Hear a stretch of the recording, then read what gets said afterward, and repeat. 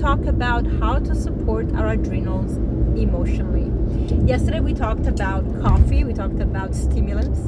Today I want to talk about the emotional need for supporting our adrenals and how we can make that happen. So one of the things that I really found helpful is that we have to learn how to hold space into that journey.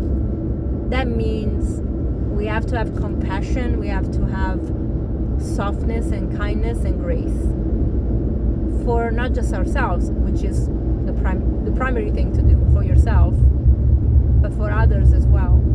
So of course, I am not saying become a pushover and just forgive anything and everybody, but identify the people that purposely hurt you because they are just mean versus people that may be hurting you because they are hurting and they don't know how to deal.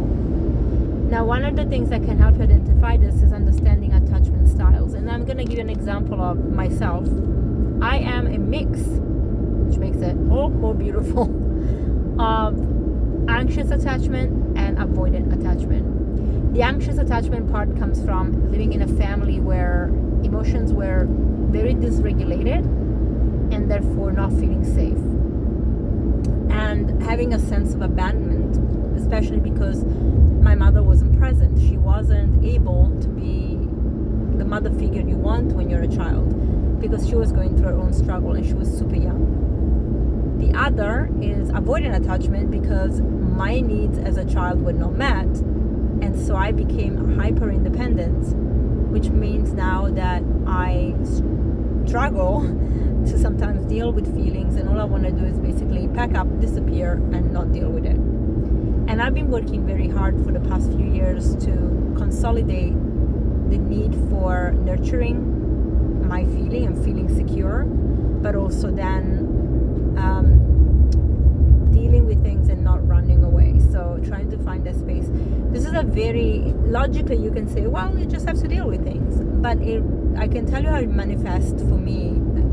It's very hard to explain, but it's a feeling of everything around me goes, the color changes. Everything feels sepia, like that yellowish, grayish color. It feels like I'm in between two different dimensions, and I don't feel connected to the reality I'm in. That's the first thing that makes it very, very hard then to not want to run away, right? And it's a very real feeling. And the other is this incredible overwhelm that comes from the anxious attachment where you just want to be held and told it will be fine. So when you have these two things coming together and these feelings arising, calming your nervous system is paramount.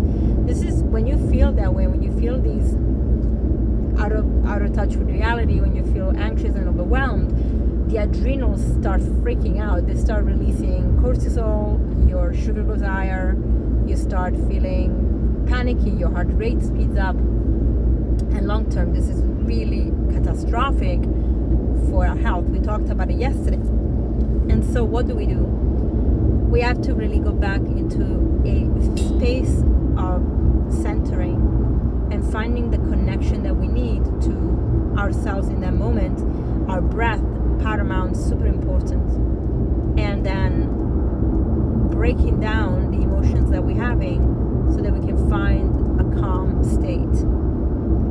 That is achievable, and I probably don't deal with it in the best way, in the sense that what I try to do when I'm feeling overwhelmed is that I try to get very busy so I don't have to deal with it again. Escapism of avoidant attachment. However, what I've noticed is that if I am doing a session with a client, by supporting others, I am feeling calmer and I actually feel like I'm supporting myself. Maybe because what happens here, and this is a very good trick that you want to learn, because I'm speaking to my clients from the heart and with compassion, because I do love my clients and I do understand where they come from and I want to support them, my brain hears the words that I'm speaking to others.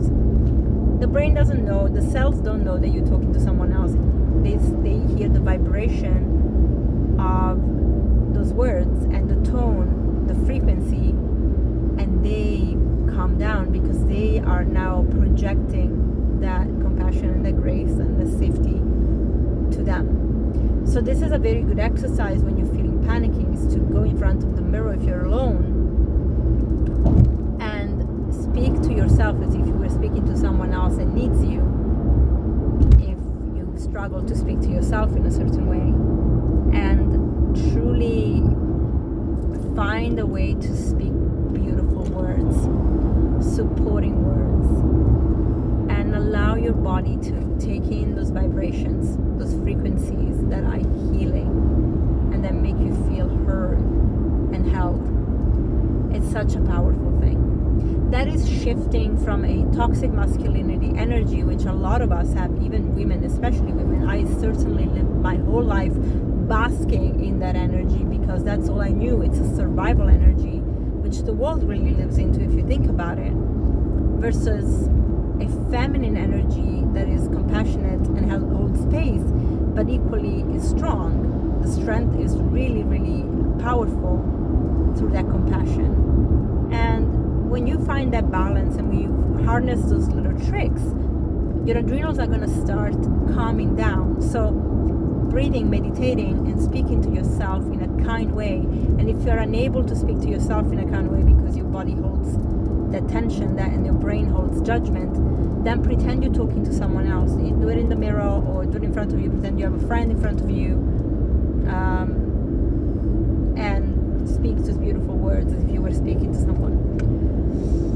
And allow your body to tap into those frequencies. I'd love to know your feedback about this. If those tricks and tips allow you to calm down, try them out. Let me know. Sign up for my newsletter if you want to know more about these tips and tricks that you can take if you're going through something.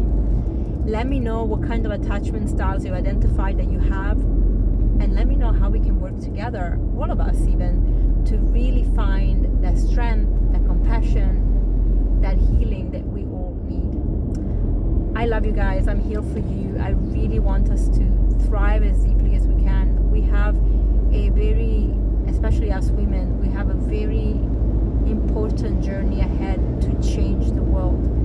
We may not be able to change the system that we're in, but we can create a support system that is made with the right intention, with the right energy, with the right skills. And I really want to bring that feminine energy here because it's very much needed. So I love you guys, and I'll see you soon.